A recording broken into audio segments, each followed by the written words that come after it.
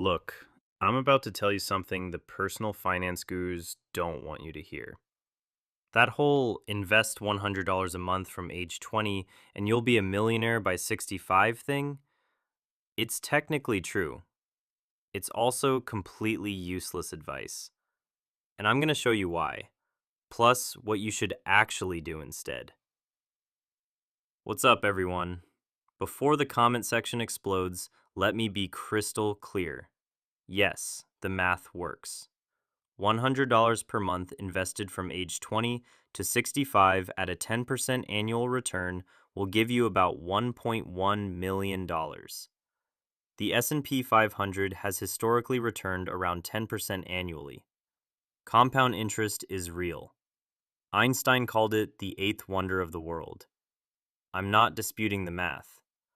I'm disputing whether this is actually helpful advice for anyone watching this video right now. Here's something that nobody wants to say out loud. This advice is borderline useless, and here's why. First, let's talk about the 45-year wait. You're 20 years old right now. The year is 2026. By the time you hit 65, it'll be 2071. 2071. We don't even know if money will exist the same way by then. We might be using brain chips to trade digital consciousness tokens or something. But more importantly, you're telling me I should sacrifice financial freedom today, in my 20s, when I have energy, health, and time, so that I can be comfortable when I'm collecting Social Security? That's insane. That's like saving the best meal of your life for when you have dentures. Second problem, nobody actually does this. And I mean nobody. You know how many people start investing at 20 and consistently put money in every single month for 45 years without touching it? Statistically, almost zero. Life happens. You lose your job. You have medical bills. You want to buy a house.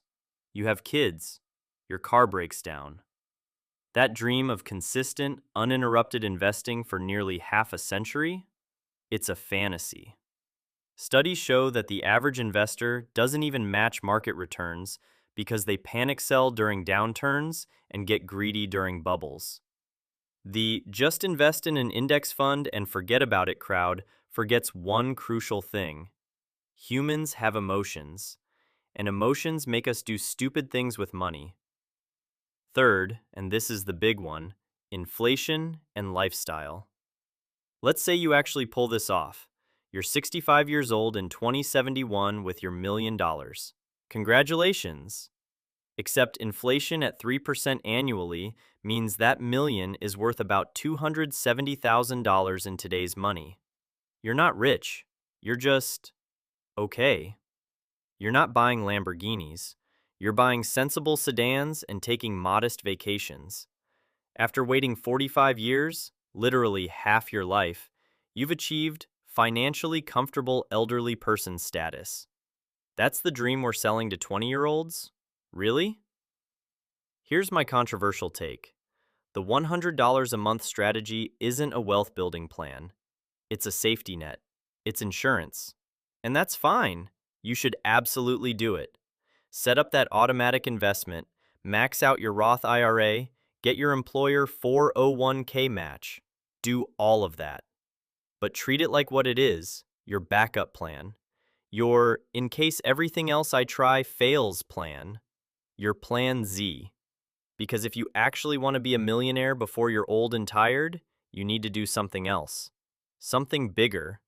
Something that involves creating value, taking calculated risks, and building something that can scale beyond your time. The personal finance community has convinced an entire generation that the path to wealth is extreme frugality and index funds. Meanwhile, every actual wealthy person you know got there by doing the exact opposite. They took risks, started businesses, invested in real estate, developed high-income skills, or created intellectual property. Warren Buffett didn't get rich by investing $100 a month in index funds. He got rich by investing in undervalued companies and holding them. Jeff Bezos didn't coupon clip his way to billions. He built Amazon. Your favorite influencer didn't retire early by skipping lattes. They built an audience and monetized it. Now, before you say, but those are exceptions, sure, not everyone will be a billionaire, but the principle holds. Wealth is created by providing value at scale, not by being really, really patient with small amounts of money. So, what should you actually do? Here are real ways to make $1 million that don't require you to wait until you're eligible for senior discounts. Option 1. Build a scalable business. This is the most common path. Start something, anything, that can serve more customers without requiring proportionally more of your time. Software, content creation, e-commerce, consulting that you eventually systematize. The math is simple. If you create something that generates $100,000 profit per year and you sell it at a 10 times multiple, standard for many businesses, that's your million. Or just run it for 10 years. You could hit millionaire status in your 30s, not your 60s. Yes, it's risky. Yes, most businesses fail. But you know what else fails? Most people's plans to invest consistently for 45 years. Option 2. Develop high income skills. Become exceptionally valuable in the marketplace. Top tier software engineers, specialized doctors, experienced lawyers, elite salespeople, these folks can earn $200,000 to $500,000 plus annually. At that income level, you can save $1 million in 5 to 10 years, not 45. The path is clearer than starting a business. Identify high-paying skills, invest heavily in learning them, position yourself in high-value markets, and negotiate aggressively. Option 3. Real estate investing by property. Add value, use leverage. Real estate is one of the few investments where banks will happily lend you 80% of the purchase price. That means your returns are amplified. Buy a $200,000 property with $40,000 down. If it appreciates 5% annually, that's $10,000 per year, a 25% return on your money because of leverage. Do this with multiple properties, and the math gets very interesting very quickly. Plus, you're building equity while tenants pay your mortgage. You could hit millionaire status in net worth within 10 to 15 years with the right strategy and market. Option 4. Invest in yourself. First, here's a radical idea. Instead of immediately investing that $100 per month, invest it in skills, education, and opportunities that increase your earning power. $100 per month is $1,200 per year. Use that to take online courses that teach valuable skills, attend conferences where you network with successful people, buy tools or equipment that let you start a side business, invest in your health so you have energy to pursue opportunities. If that $1,200 per year helps you increase your income by even $5,000 annually, you've made a 400% return. Then you can invest more than $100 per month in the stock market. Option 5. Angel investing/equity. Once you have some capital built up, consider angel investing in startups or getting equity in early stage companies. Yes, most will fail, but one big win can return 100 times or more. Or negotiate equity as part of your compensation when joining early stage companies. Employees at successful startups have become millionaires this way. The risk is higher, but the timeline is 5 to 7 years. Typical startup exit, not 45 years. Option 6. Build intellectual property. Write a book, create a course, build a software tool, make a YouTube channel. Hey, that's what I'm doing. Develop something once that can generate income repeatedly. The beautiful thing about intellectual property is that it scales infinitely. A course can be sold to 10 people or 10,000 people with minimal additional work. That's how creators make millions. Now, here's the thing. I'm not saying abandon the $100 a month investing strategy. I'm saying don't make it your only strategy or even your primary strategy. Here's what I recommend. Do this. Set up automatic investing. Start with whatever you can, $50, $100, $200 per month. Get your employer match. Invest in low-cost index funds. Treat this as your foundation, your safety net, your if nothing else works out plan. But also do this. Invest aggressively in income-generating opportunities. Start that side business. Learn that high-value skill. Buy that rental property. Build that audience. Take calculated risks while you're young enough to recover from failures. Think of it this way.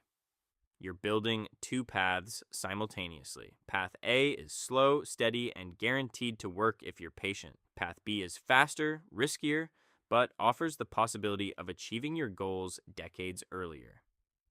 If Path B works out, and statistically, at least one of your ventures will succeed if you keep trying, you'll hit your financial goals in your 30s or 40s. Then you can look at that index fund investment as a nice bonus that's still growing. If Path B doesn't work out, Path A catches you. You still retire comfortably because you never stopped that automatic investment. I know what some of you are thinking. This sounds like hustle culture nonsense, or not everyone can start a business, or this is privileged advice. Let me address that. I'm not saying work 100 hours a week and sacrifice your health. I'm saying be strategic about where you invest your most valuable resource, your time and energy in your 20s and 30s. And yes, not everyone can start a business, but everyone can develop skills. Everyone can look for opportunities. Everyone can invest in themselves first. As for privilege, you know what's actually privileged? Having the financial stability to invest $100 every single month for 45 years without ever needing to touch it. Most people don't have that privilege, which is exactly why they need alternative paths to wealth that don't require perfect consistency over half a century. Look, compound interest is powerful. The math behind investing early is real. If you do nothing else, at least set up that automatic investment and forget about it. But don't let conventional personal finance advice limit your thinking. Don't let slow and steady become an excuse for not pursuing bigger opportunities.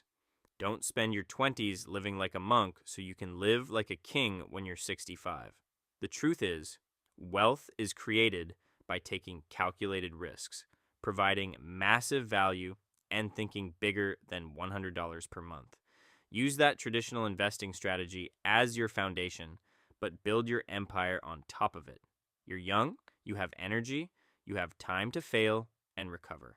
Use those advantages. Start that business, learn that skill, make those investments in yourself, take those risks. Because here's the real secret.